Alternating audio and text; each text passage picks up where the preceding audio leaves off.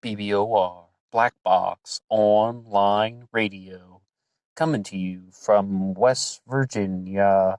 Black Box Ned 88 on Instagram for the bonus podcast. And just a couple quick announcements before we begin. Earlier this week on the channel, we were covering some new ground, some brand new material for Black Box Online Radio. We were talking about the murder of Christopher Mader yesterday. Thank you to everybody who checked that one out, as well as the kidnapping of Paul Martin Andrews, some cases that we had never mentioned before, as well as keeping up with the things about the Zodiac Killer. And tomorrow, we're going to be doing our first upload on the Santa Rosa hitchhiker slayings. But as you see very easily, things can turn into a series of uploads because we're going to be talking about JFK and the Mossad today. This is part of a multi-part series. And if you haven't heard everything that we've done so far, this is the third one, but these are going to be kind of disconnected. However, I'm going to include a link in the description box to the first one that we did, our introduction to our series on the Israeli Mossad, because we're going to go at this in a couple different directions. And this was one that was requested by one of the listeners, as well as tomorrow's case on the Santa Rosa hitchhiker slayings. Please look out for that. But these topics were requested by the listeners. So if you have any ideas for things that you would like to hear about on the channel, Black Box Online Radio, please drop your idea in the comments section below. Any subject is fair game. We talk a lot about true crime and serial killers, but absolutely any subject is fair game. To move on with our discussion here, I was going through a couple different things recently about JFK and his relationship with Israel. And the first thing that I was looking at was how exactly would we talk about the theory that the Israeli Mossad had some role in the assassination of John F. Kennedy back in 1963. Now, the first thing that I would do is I would just kind of lay out one of the claims. I thought the more I investigated this, I was going to find the idea that the Mossad could have perhaps had their own shooter in the JFK assassination. Like, you know how you have the people who are trying to dispel the notion that Lee Harvey Oswald was the lone gunman. They're completely against that narrative. I thought they were going to be saying that, oh, well, there was another shooter and he was a Mossad agent or a Mossad operative. But the more I've gotten into this subject, I can see that it's going in somewhat of a different direction. And I was checking out something from Shalom TV, listening to just a discussion on JFK and Israel, and everybody in the comments section was saying people need to listen to a particular individual named Michael Collins Piper. They need to read his writings and listen to his radio show, and he has a lot of things available here on YouTube. So I started listening to that stuff. And as I said, there's a reason why these things turn into multi-part discussions, because I was like, episode part 1 of 23 is like, oh, wow, this is going to be a big journey. And yes, a 23-part series. Let's see how far we can go. I'm not even sure if the whole thing is up on YouTube still.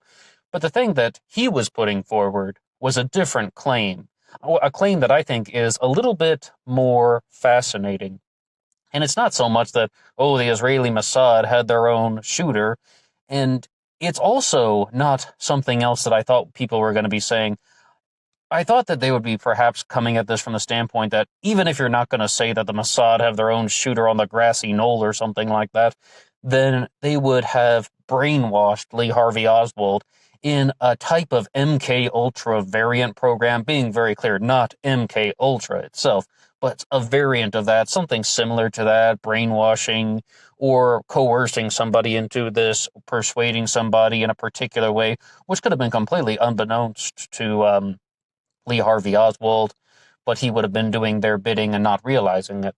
I thought that that would be another angle that I would encounter when looking into this type of stuff. Instead, what did we find? He makes the claim that it's possible that there were pro-Israeli forces in the CIA, as well as pro-Israeli forces in organized crime. And these forces worked together to arrange for the assassination of John F. Kennedy. And, I mean, I got to tell you, I think that that's somewhat of definitely a more fascinating claim to investigate, because as we often found when we were talking about William Greer, the driver, the person that William Cooper accused of being the second gunman, I mean, that was such a simple narrative to dispel. That's why we never even did an upload on it, because you can just watch the Zapruder film for yourself and you see that obviously William Greer was not the shooter. And then I was like, the original things that I was going to be investigating were very simple. But just looking at that angle, there are Israeli forces in the CIA, or pro-Israeli forces, and then pro-Israeli forces and organized crime. They conspired together to take out John F. Kennedy. Now, what we can say is there definitely are pro-Israeli forces in the organized crime syndicates.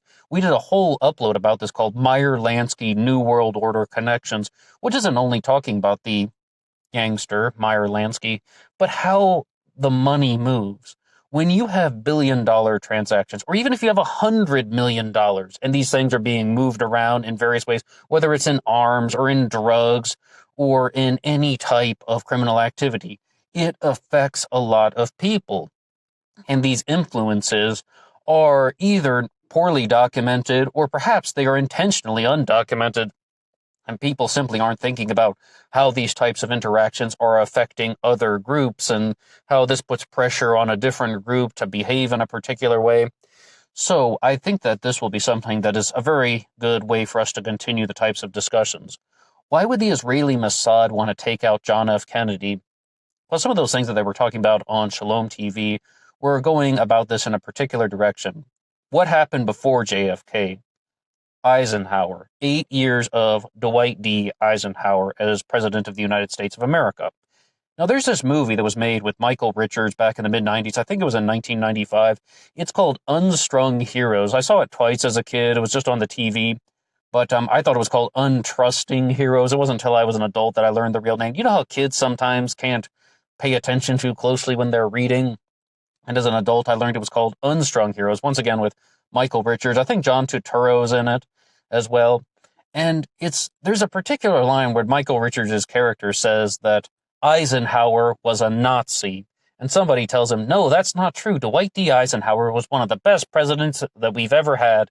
And then Michael Richards' character says, the man was a Jew hater. And, it's just a humorous line. And I must have been like 9 or 10 years old when I watched that, maybe 11. I really didn't think about the depth of that statement, but what really is the context around that? Why would a character in a movie say that Eisenhower was a Nazi?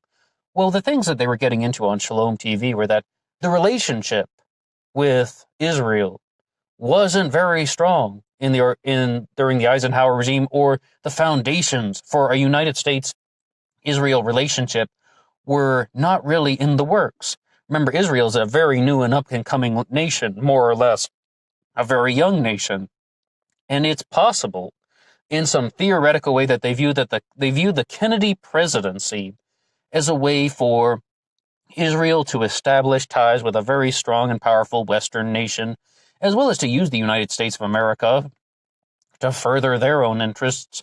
And another point that is mentioned is that this whole idea of Israel is the greatest ally we have in the Middle East. You might hear politicians talking about that, or, definitely come election time, you'll hear some things about that, like during the debates, we might even hear that are going to be coming up. They might say something to that effect. It wasn't always the case. And the Israeli government was perhaps viewing this new presidency with John F. Kennedy as a way to use it as a fertile field, a greener pasture, to have some new types of United States-Israeli ties. But the thing is, John F. Kennedy did not appear to be going along with that. There was another individual, though, named Lyndon Baines Johnson, whom they believed if he were president, he would go along with the Israeli agenda. And this ties into some things that I learned about from Michael Collins Piper in his material, that the Israelis would have preferred to have had Johnson, as well as just reading stuff that other people have written in little snippets, forums, comment sections. This is all over the internet. And even when we read off the Gallup poll in the second part of this series, they were also saying something very similar, that Lyndon Johnson could have had his own interest for taking out John F. Kennedy, and then he would become president of the United States. And, it would be a way to remove Kennedy, this individual who was not playing ball with certain individuals. And also bear in mind that there is a power grab always going on for the presidency. For any head of state, people are going to be trying to increase their own power. That's just going to be a constant that we're going to be experiencing in life. So the Israelis could have possibly wanted Johnson, and this is all some very theoretical stuff that people are talking about. They don't necessarily have access to the documents, and Daniel Pipes even talked about that in his 1997 book, Conspiracy, when he's like, some people will make claims, but they don't make the claim in the sense that they say, all right, here's this type of meeting that happened, and here's a document from the meeting, and they discuss these things. These are the bullet points that were mentioned during the presentation. It happens in a lot more of an abstract way. Kurt Eichenwald also has a lot of things to say about that if you ever hear his presentations on conspiracy theories, but that's a little bit of a skeptic interjection. So one of the things that we can also say, though, is that, I'm going to try to be learning more about this stuff. The point is, I'm not some massive expert on the Kennedy assassination or the Israeli Mossad. I'm sharing the steps that I'm doing in the learning process because I think that that has its own value, as well as giving a fresh set of eyes on a subject. So also, we should say very clearly, the consistent theme that I found in almost all of the material, whether it's the pro-Israeli side or the people who are coming at this from more of an anti-Israeli government side, they're saying that John F. Kennedy was against Israel developing nuclear anything. He was against the Israeli nuclear program, particularly with that of nuclear weapons. And the Israelis really did not like that John F. Kennedy was not playing ball with them. He was not supporting them. He was not on board with them. So what happened is, as we said, in this theory that there are pro-Israeli elements in the CIA and pro-Israeli elements in organized crime, and they joined forces together, and they had John F. Kennedy assassinated, and then, of course, Lee Harvey Oswald would be killed himself. And then the more I learn about Jack Ruby, the man who shot Oswald, it appears that he had some very intense connections to organized crime. And one of the things that I learned from Michael Collins Piper recently is that Jack Ruby was somebody who is rumored to have worked with Al Capone, but that is just a rumor. He's like, that is not the case. I mean, he was connected to organized crime, but it was the Chicago branch of the Meyer-Lansky Syndicate, the person that we mentioned previously. It's possible at one time that Meyer-Lansky was the richest person, the richest organized criminal in the entire world. I shouldn't say person, I misspoke. The richest organized criminal in the entire world. However, I have some very big kind of uneasy feelings as we're going into this theory. Assassination?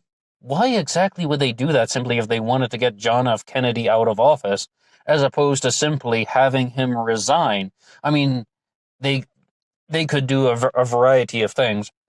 John Perkins details how different foreign governments harass each other in his book Confessions of an Economic Hitman. And he says, first, they try to control the situation economically. They do things to put a country into economic disaster, and very easily they could just try and crash the economy, interact with things that would make Kennedy look bad.